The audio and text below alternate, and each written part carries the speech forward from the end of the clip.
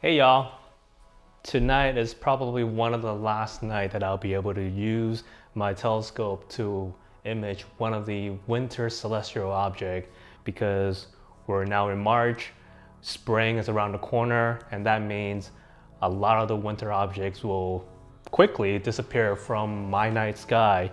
And I think about a few weeks from here, we're going to be full on into the galaxy season. So follow me along and I'll walk you through my thought process on how to capture one of these beautiful winter celestial objects. And for tonight's imaging session, I'm going to be imaging the Jellyfish and Monkey Head Nebula, and hopefully all in the same frame. I can capture both of these beautiful deep sky objects in the same picture.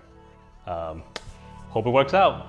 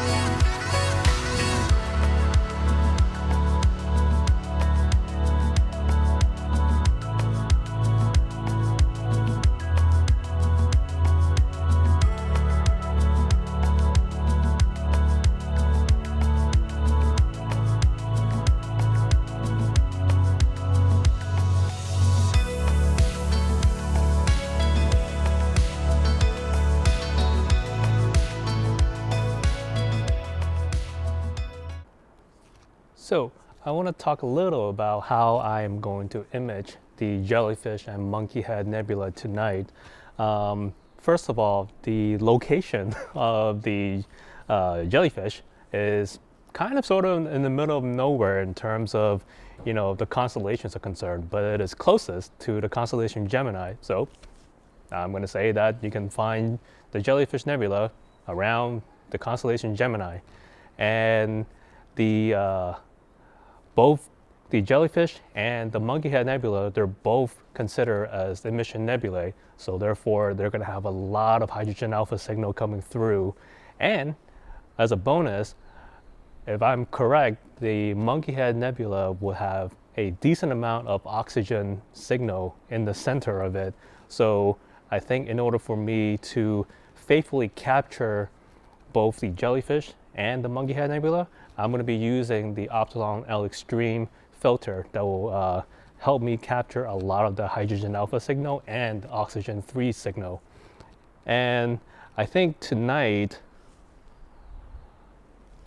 being sort of my last chance to capture any more data for the project, I want to make sure that I get a good exposure.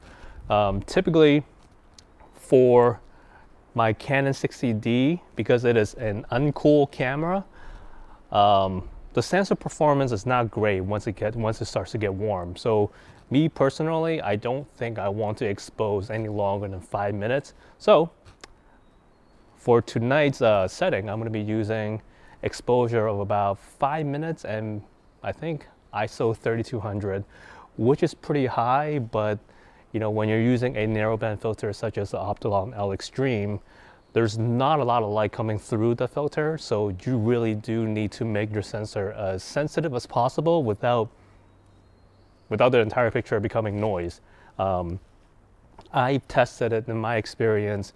If I were to use ISO 6400 for my Canon 60D, that's too much noise for my liking. So my happy middle ground when I'm using a narrowband filter, such as the Optilon L Extreme, I'm going to be using ISO 3200. You also want to make sure that you study and understand how your object is going to move throughout the night. For the Jellyfish and Monkey Head Nebula, it's going to move essentially from the east, which is where I'm pointing at right now, and it's going to move directly over my head. So I need to position my mount so that there's essentially nothing above me, which is very unlike the Orion and some of the other winter circles object, where it's mostly to the south and they're sort of lower towards the horizon. So when you're imaging something like the Jellyfish Nebula and the Monkey Head, you need to make sure that there's essentially nothing above you to obstruct your view. And this sort of goes for a lot of the objects that, you know, when you're either new to it, you really want to make sure that you study something like the stellarium and understand how it's going to move throughout the night, so that you don't position your mount in a position where 2 hours into your imaging session it runs into a building or a tree. You've also noticed that a lot of times I start during the daytime, and there are a couple of reasons for that. Number one, well, it's easier to film using daylight. Number two, and also using daylight, it's a lot easier to set up your mount and your telescope and, you know, check up on all your wiring needs using broad daylight. It's a little bit more difficult in the dark. I mean, of course, you can always use your headlamp, but honestly, nothing beats daylight when it comes to setting up. And number three, once you're all set up, as soon as nightfall comes, you don't have to waste any more time to, you know, check on your wiring, check on your balance. You can start immediately to do your polar alignment and then get going with your imaging session, so you don't waste any more precious imaging hour, especially when the winter objects are essentially going to go away in about a week or two. So I would highly encourage all of you guys, if you can, if you have the time, start setting up while the sun is still out.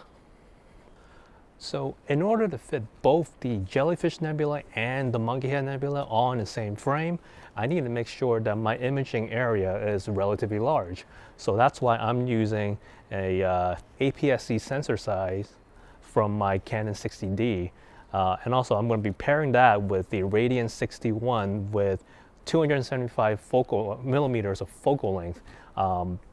Anytime you want to capture more than one deep sky object, you want to make sure that you're using a large sensor size and a low focal length. It doesn't matter if it's a camera lens or a low focal length telescope, because this way your imaging area will be relatively large, and you know, if you frame your objects well enough, you should be able to fit multiple deep sky objects in the same frame. And that's what I'm going to attempt to do for this project, to fit both the Jellyfish Nebula and the Monkey Head Nebula all in the same frame. Now, I did a video on the Radian 61 in the past. You guys can check that out and hear my thoughts on it. But just to sum up, this is a relatively fast system at, I believe, f ratio of 4.5, focal length of 275 millimeters, and it is a triplet achromatic refractor. I've used this telescope in the past.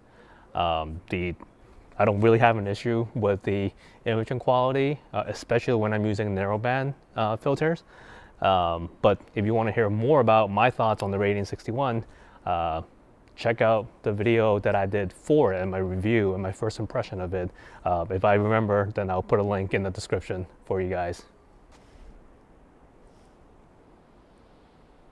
Why did they call it the Jellyfish Nebula? I mean, I can kind of see it, but I also see more of a cuttlefish or a farting hand.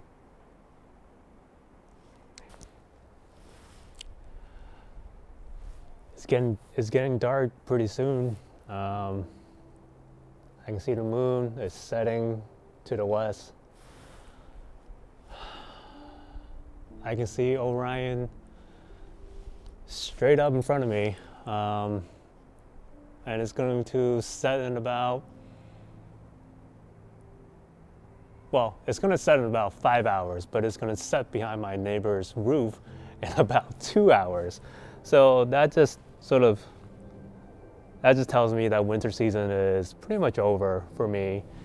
And I'm always a little bummed out around this time of the year, because I know that, as winter season ends, galaxy season will come on really strong, really fast.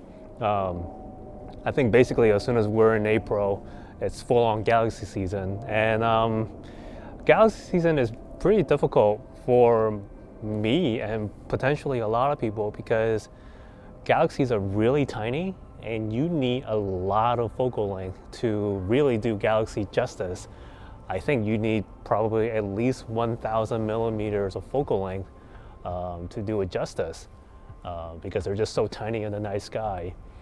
And another reason why I'm kind of bummed out when the winter season is over is because in San Francisco, or the Bay Area in general, if you're familiar with the location, you know exactly what I'm talking about. Essentially from late March to maybe June or July, or maybe even August, we have a ton of fog, and that makes it very difficult for me to image because unlike, cloudy nights or any sort of, weather event, we don't really have a good forecast for fog. And a lot of times, I remember last year, most of my imaging was done under nights that I wasn't planning to image because I thought there would be fog, and then 1 hour later there was no fog, so I rushed out to set up, and by the time I'm done setting up, the fogs roll back in. So I essentially set up, tear it right down immediately. So that's why I'm a little bummed out about the end of winter season.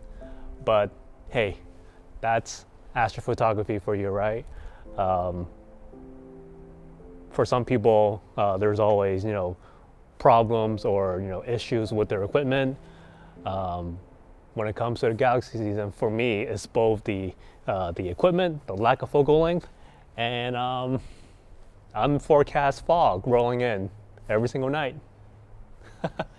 Anyways, yeah, tonight is going to be a good night.